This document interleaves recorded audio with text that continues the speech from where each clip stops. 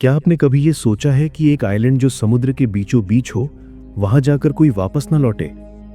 कहानी शुरू होती है डेविड नाम के एक वेदर ऑफिसर से, जो एक एक्सप्लोरर टीम के साथ दक्षिण अटलांटिक महासागर के बीच एक सुनसान आइलैंड की ओर जा रहा था। सरकार ने उसे वहां भेजा था ताकि वो 1 साल तक इस आइलैंड के मौसम का रिकॉर्ड रखे।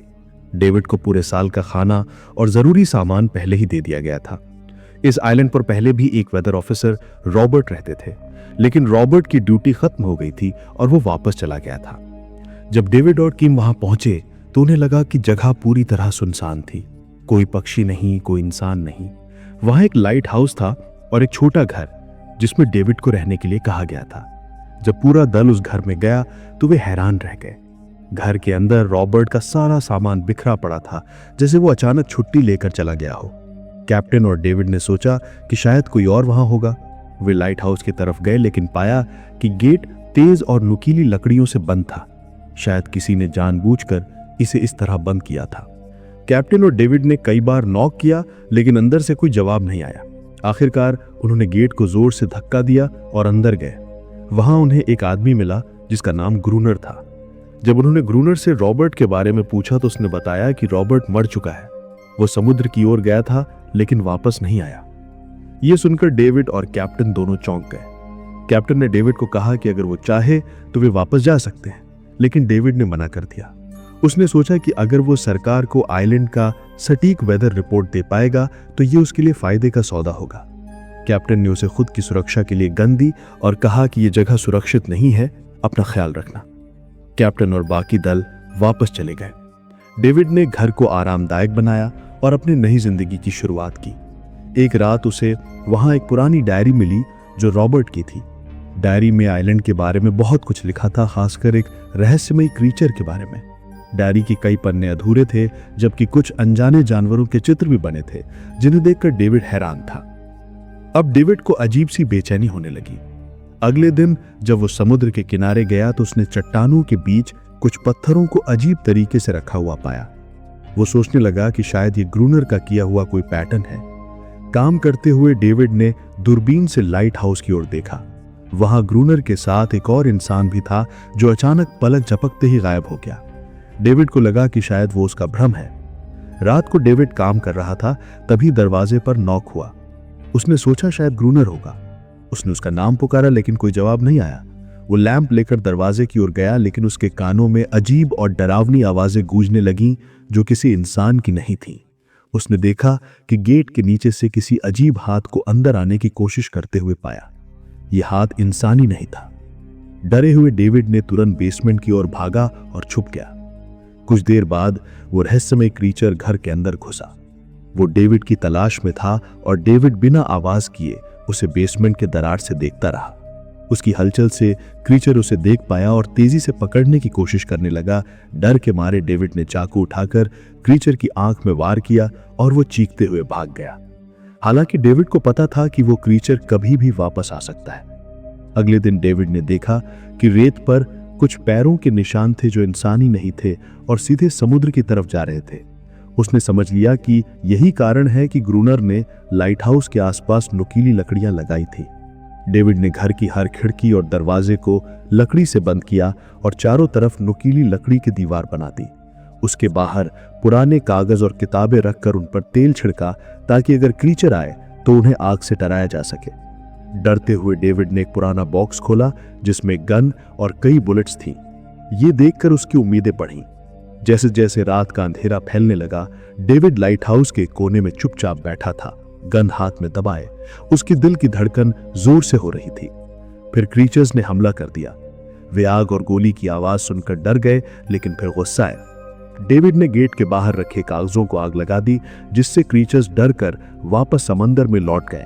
हालांकि आग की वजह से घर भी जलने लगा। डेविड ने खुद को बचाने के लिए चादर में लपेटकर बाहर निकलकर लाइट हाउस के पास बड़े पत्थर के पीछे छुप गया। बारिश शुरू हो गई और आग बुझ गई, लेकिन पूरा घर राख हो चुका था। डेविड को अब लाइट हाउस में छुपना था। वो खुद को पत्थरों के बीच छुपाकर ग्रूनर के पानी भरने आने का इंतजार करने लगा।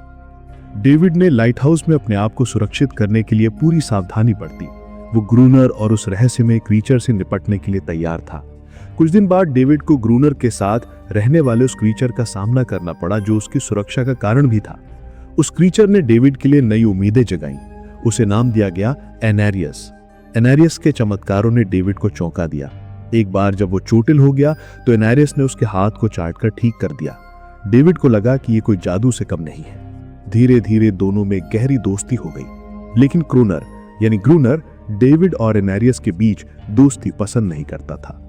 वो क्रूनर अत्यंत सख्त और बुरे स्वभाव का आदमी, एनेरियस के साथ बुरा व्यवहार करता। उसकी ये मनोदशा डेविड को परेशान करती। उसने डेविड से कहा कि वो 1 साल तक खतरनाक क्रीचर्स से लड़ने के लिए तैयार रहे। क्रूनर की गुंडागर्दी और जुल्म ने डेविड को मजबूर किया कि वो हर दिन इन क्रीचर्स से लड़ता रहे। वे क्रीचर्स हर रात आकर लाइट हाउस पर हमला करते। डेविड और क्रूनर दोनों को अपनी जान बचाने के लिए बहुत सावधानी से काम करना पड़ता। डेविड और क्रोनर ने मिलकर समुद्र के नीचे डूबे जहाज के पास से डायनामाइट और गोलियां निकालने का खतरनाक प्लान बनाया। लेकिन क्रोनर का असली इरादा कुछ और ही था। वो चाहता था कि डेविड डायनामाइट लाकर उसे खोले और फिर उसे अकेला छोड़ दे ताकि क्रीचर्स उसे मार सके। डेविड ने डाइविंग सूट पहनकर समुद्र के नीचे जाकर जहाज के अवशेष ढूंढे। वहां वे क्रीचर्स से टकराया, लेकिन सौभाग्य से वो बच निकला। उसने डायनामाइट के कुछ बॉक्स ढूंढ निकाले और वापस लाया। कुछ महीनों तक बर्फबारी का मौसम रहा और क्रीचर्स का हमला बंद हो गया। डेविड को लगा कि शायद क्रीचर्स चले गए हैं, लेकिन क्रोनर ने कहा कि वे फिर लौटेंगे और उनकी संख्या बढ़ रही है। एक रात क्रोनर और डेविड ने चेस खेला, लेकिन वे इस खेल में इतना खो गए कि लाइट हाउस की लाइट जलाना भूल गए। इस गलती का फायदा उठाकर क्रीचर्स ने हमला कर दिया। उस रात डेविड गंभीर रूप से घायल हुआ था। इसके बाद क्रोनर ने डेविड को चेतावनी दी कि यदि वो जीवित रहना चाहता है तो उसे इन क्रीचर से लड़ना होगा। डेविड ने रिलक्टेंटली इस बात को स्वीकार किया और दोनों ने तेजी से युद्ध की तैयारी शुरू कर दी। समय के दौरान डेविड और एनेरियस की दोस्ती गहरी होती गई। डेविड को समझना शुरू कर दिया कि ये क्रीचर्स क्रोनर की तरह खतरनाक नहीं थे। वे भी शांति चाहते थे।